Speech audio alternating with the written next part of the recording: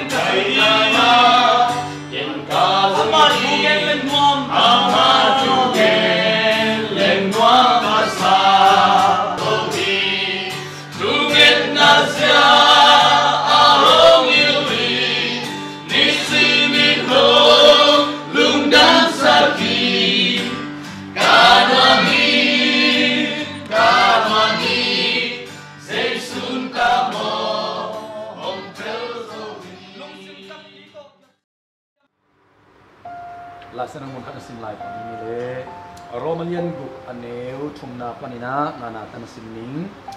Chris Jesu to ikipo tek na dingin ama sunga akipum ite pen ama sina ma zong asikho I lam chelo na yuhiam ipawang le na to sina panin Chris akitok kik sak ma bangin ite zong nun ta na thak inun ta tek na dingin tui ikipum siangin ama to kipum khom in asikhom I igapam na satan kalau nang isay kanon to hi Jesus to pumpas waktay ama chibang mangkay gam ta tadingi ama katuin nei tahi pade siya kityam na lak na song hi na wai manina dunia kipan Christian tak na kipan na dingi ya chiba bang dunia kipan ya to pate chiding aso na dingi na kasyang no wanglet na kitang samay man at wakas ng wanglet na isagina ama sunga mate wakas ng wanglet na mandaling so tak la sang dosung hoy sim tak siang ina zong uya ki bu tak siang so tak ten alu tu aku nang tak siang ina alam dang ina khas yang wanglet na amau te tunga tungina anga bumhi ni azai su khazi mai semina azai su ki pala to pa asana apiang o Jesu khazi pen nagum bale na to pa tatak dingin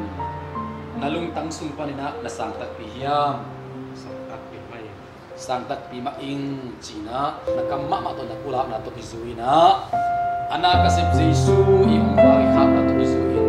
pamin tapamin kasang